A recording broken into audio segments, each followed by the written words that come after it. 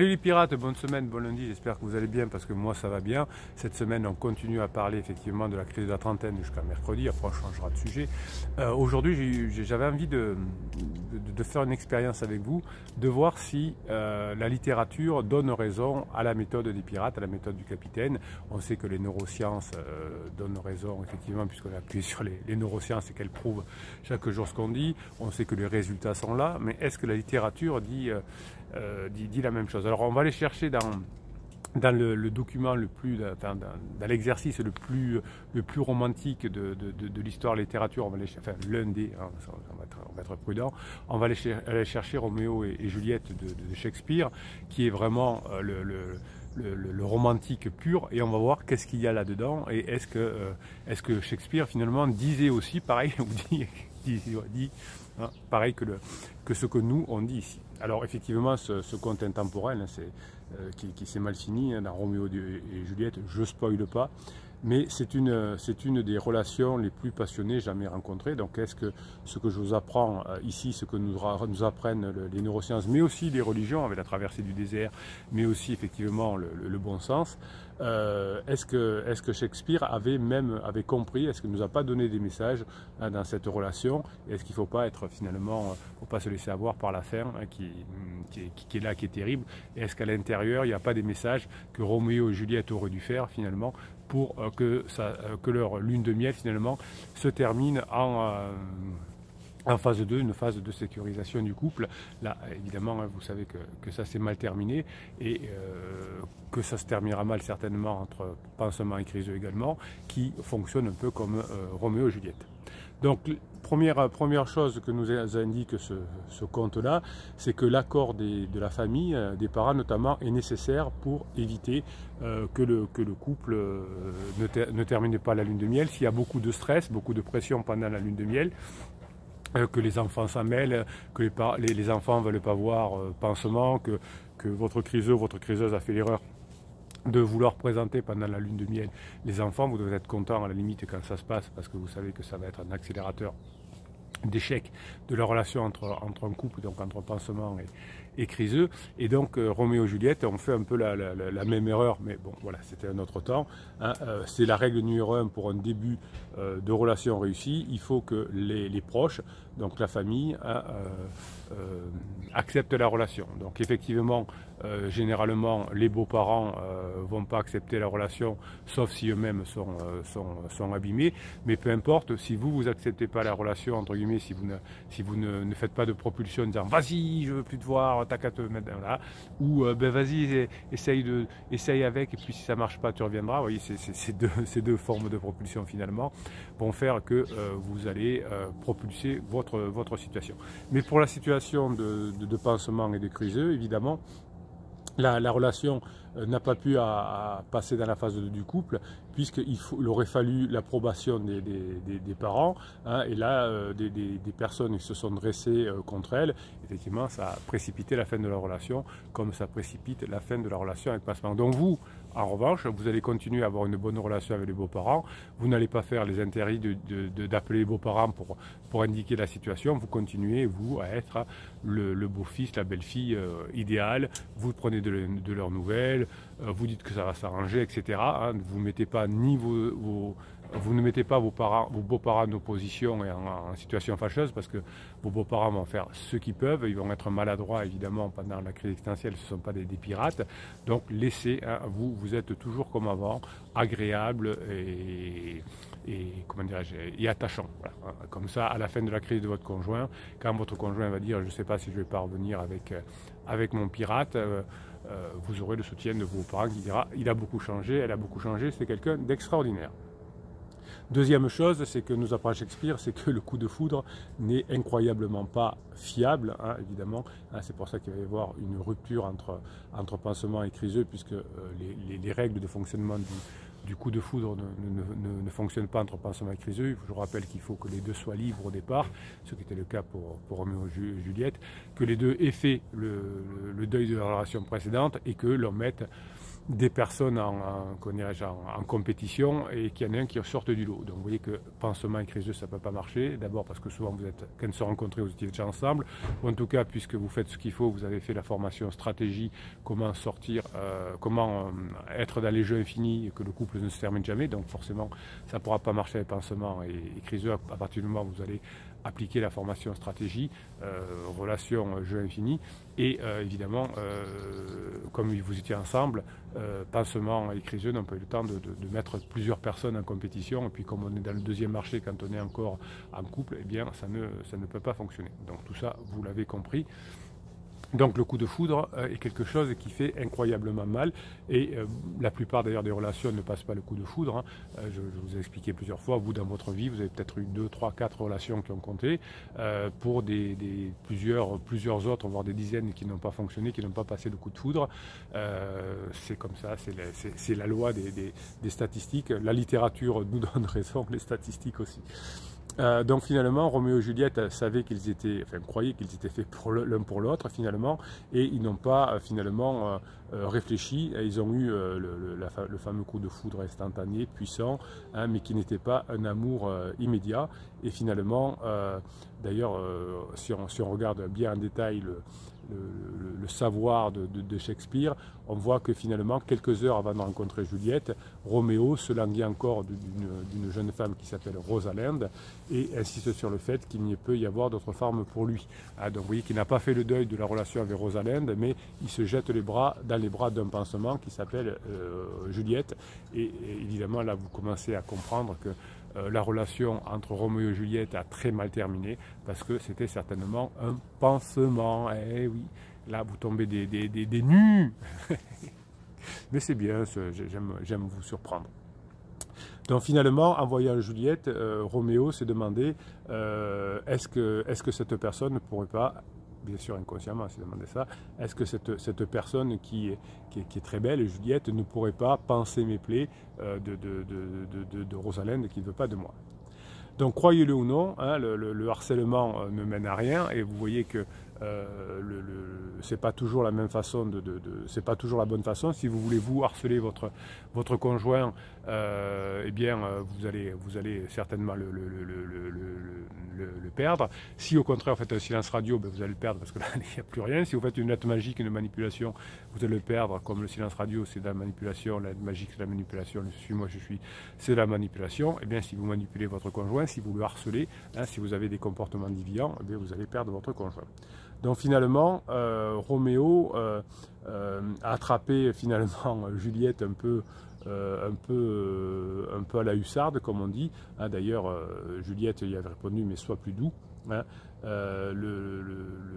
La relation finalement entre Juliette et Roméo a été finalement un peu trop pressante de la part de Roméo. Mais maintenant vous avez compris pourquoi Roméo était si pressant. C'est parce que c'était un pansement et Juliette lui permettait d'oublier Rosalind et de pas trop souffrir. Donc finalement, comme les familles n'avaient pas accepté la relation, eh bien la relation a explosé. Et si vous faites en sorte effectivement que vous êtes toujours le gendre idéal ou la belle-fille idéale, eh bien le pansement ne sera pas validé par la belle famille, surtout si vous avez des enfants. Et donc effectivement, il va y avoir un combat naturel mortel entre guillemets pour le couple de pansement et de criseux parce que vous aurez continué à avoir cette stratégie infinie et vous savez que dans Roméo et Juliette il y a eu ce fameux combat mortel entre le meilleur ami de Roméo qui s'appelait Mercutio et qui va l'assassiner accidentellement et finalement à son tour Roméo va l'assassiner pour se venger. Donc vous voyez Mercutio qui voilà, c'est des histoires de meurtre évidemment. Pour nous, on est dans les meurtres symboliques évidemment. Le bon copain qui fait une erreur, qui est assassiné psychologiquement, donc on va le venger, on va le critiquer, etc. Vous avez tout compris. Donc Roméo et Juliette nous apprennent aussi que les problèmes de communication vont entraîner la chute d'une relation. Donc c'est cette chute de communication qui va entraîner la chute de la relation entre pansement et criseux, mais qui peut aussi, à la fin de la phase 2 du couple, abîmer votre relation.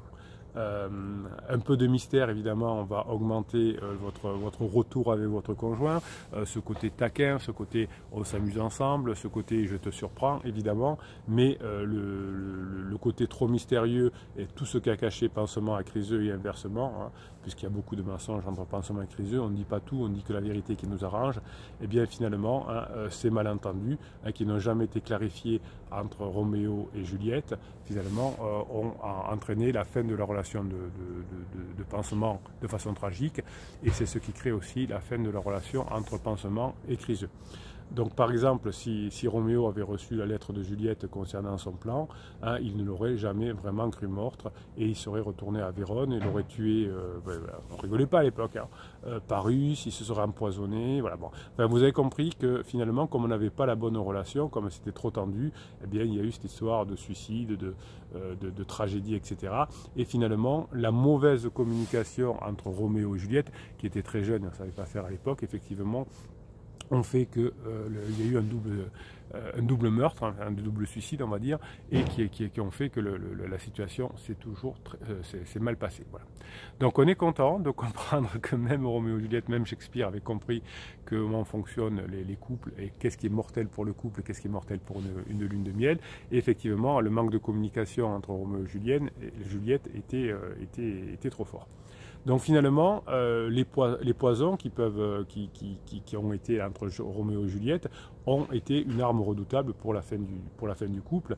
Et la boisson préférée de Juliette et de Roméo, qui étaient des gorgées de poison finalement pour ne pas trop souffrir, hein, pour dormir temporairement, ont fini par faire que ce poison hein, a tué leur vie amoureuse, mais aussi leur vie, hein, comme le poison qui est l'adultère par exemple, va aussi pourrir la vie. Si votre conjoint n'a pas une relation adultère, mais un pansement plutôt bande de copains pour faire la fête, ce sera un peu la même chose. Le poison de la fête, le poison qui va faire en sorte qu'on va perdre de l'argent, qu'on va se retrouver sur la paille, qu'on va se retrouver épuisé. Hein, et c'est ce poison-là qui a nourri à un moment donné la lune de miel, va finir par tuer la lune de miel, soit avec pansement adultère, soit avec pansement groupe d'amis. Hein, c'est toujours cette histoire-là. Et finalement, Roméo a supposé que Juliette était morte, ce qui l'a amené à boire également le poison. Et finalement, le poison les a liés tous les deux. La spiritualité, la religion, entre guillemets, peut rapprocher un couple, hein, ce que nous apprend aussi Shakespeare, ou le déchirer. Hein, les Roméo et Juliette se sont tournés vers l'église locale pour avoir des réunions secrètes entre eux, au cours de laquelle ils prétendent qu'ils vont se confesser. Pourtant, le frère qui s'appelait Lawrence dans le roman, les assiste à leur projet, ils les aident à fuguer, à avoir un voyage secret, et finalement vont faire que cet ami-là va créer leur tombeau dans lequel ils vont reposer pour l'éternité. C'est le cas aussi où la bonne copine va couvrir Pansement et Criseux, où le bon copain va couvrir Pansement et Criseux, va les entraîner dans une chute sans fin finalement, et va faire que la relation de lune de miel ne va pas durer entre Pansement et Criseux. Shakespeare l'avait écrit, il a créé ce personnage de Lawrence qui a précipité la fin de Roméo et Juliette en leur facilitant le travail entre guillemets. Eh bien c'est l'erreur que fait le bon copain ou la bonne copine de votre Criseux ou de Pansement. Ça vous énerve au départ, vous me le dites en coaching, j'en ai marre Bruno, son bon copain etc. nous éloigne etc. En fait ils creusent leur tombe. Hein. Shakespeare nous l'explique aussi bien que les neurosciences, et ça doit vous aider à comprendre comment fonctionne tout ça. Donc finalement, la relation qui est bâtie sur des mensonges ne va pas durer longtemps, hein, Shakespeare me l'explique aussi. Au début, la relation, c'est de la lune de miel, c'est un frisson. Chacun ment pour continuer à avoir ce frisson, pour Roméo notamment, pour oublier son ex, on va dire, et cependant les mensonges finissent toujours par se retourner contre ceux qui les font et rongent les relations. Hein. C'est pour ça qu'il y a beaucoup de mensonges entre Pansement et Criseux, et que vous n'allez surtout pas mentir. Vous allez dire, par exemple, quand votre conjoint va dire il faut qu'on parle aux enfants, on va l'air dur qu'on s'aime plus, mais non, moi je ne mens pas aux enfants, je veux dire la réalité des choses. Papa veut divorcer, ou maman veut divorcer, c'est que papa ou que maman qui veut divorcer. Papa, moi je veux que ça continue, moi je veux qu'on continue à être une famille, et vous dites je veux dire la vérité aux enfants, moi je ne mens pas à mes enfants. Donc ça fâche fort au départ votre conjoint, mais évidemment hein, ça va aider ensuite à vous retrouver. Et finalement, le fait de coucher ensemble quand on a un pansement, finalement, hein, on couche aussi avec la mort de l'engagement. Donc finalement, le comportement obsessionnel qu'a votre conjoint avec son pansement hein, va faire que cette obsession va être la fin de la lune de miel. Hein, la volonté d'aller dans une relation épanouissante fait que l'on ne va pas aller dans quelque chose, on ne va pas utiliser ce qui va faire mourir la relation, hein, c'est-à-dire tous ces mensonges, toutes ces choses-là. Donc finalement, Roméo et Juliette étaient si en manque lors de leur première rencontre parce qu'ils voulaient, sans le savoir, oublier leur passé et s'extirper d'une relation avec leurs parents qui était trop forte. Donc c'est allé finalement trop vite, il y a eu trop de sacrifices l'un pour l'autre, il y a eu trop de côté aveugle, un manque de connaissances, ils étaient très jeunes, Roméo et Juliette, et donc ils n'ont pas pu amener leur projet à terme, simplement parce que le projet n'était pas construit, le projet n'avait pas de base, et le projet était juste lié sur une illusion. Donc finalement, hein, quand on fait trop d'erreurs, eh bien la relation se termine. Donc finalement, le fait d'avoir trop de gnangnan, trop de louanges, trop de promesses, etc. pendant la phase de lune de miel entre pansement et criseux fait que cette relation va s'estomper rapidement, notamment quand votre conjoint ne veut pas que vous la touchiez, c'est qu'il y a, ou le toucher, hein, vous la touchez, c'est qu'il y a une forme de fidélité débile à quelque chose qui va se terminer, qui est la lune de miel, mais eux ne savent pas. Donc là, c'est plutôt bon pour vous, effectivement, puisque dans le roman de Shakespeare, Roméo est trop doué pour faire des affirmations, des métaphores, c'est-à-dire dire à Juliette ce qu'il a envie d'entendre. Et c'est exactement ce qui se passe entre pansement et criseux, c'est qu'ils se disent des mensonges mais que l'autre a envie d'entendre et qui font que la relation finalement devient inconstante.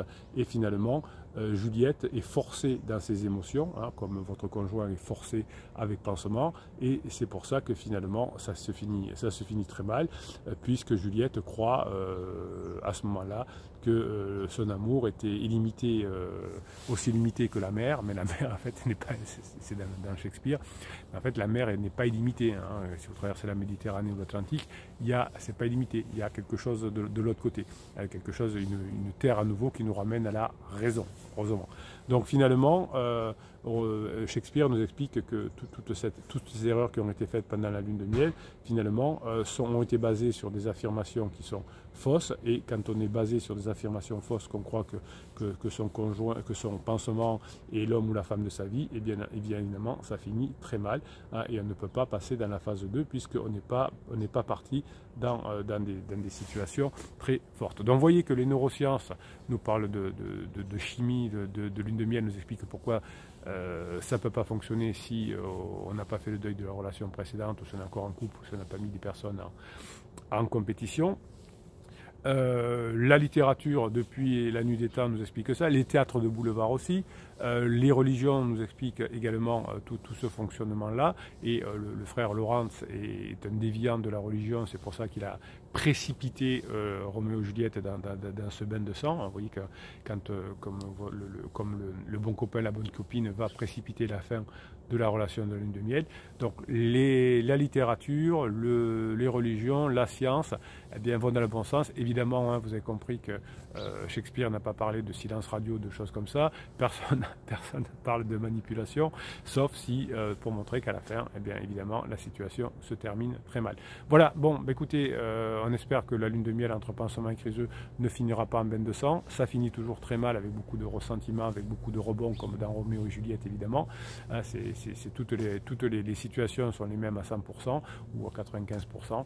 Donc vous êtes rassurés aujourd'hui. Si vous bossez régulièrement, si vous allez en descriptif de cette vidéo et que vous consultez le catalogue des formations, que vous vous formez pour comprendre comment fonctionnent tous ces mécanismes de relations de couple, de neurosciences, eh bien vous récupérerez votre conjoint au moment où la fin de pansement et des criseux sera là, que la phase plateau aura avancé, que votre conjoint sera épuisé. Vous avez tout le temps de vous préparer, mais ne perdez pas une seconde, hein, le temps perdu ne se rattrape jamais. Voilà, vous êtes maître de votre destin, vous savez que la crise va se terminer, que la relation avec pansement va se terminer. Est-ce que vous aurez bossé suffisamment d'ici là? Ça, il n'y a que vous qui pouvez le dire. Passez la journée que vous méritez. Mes pirates adorés, je vous kiffe. Roméo et Juliette.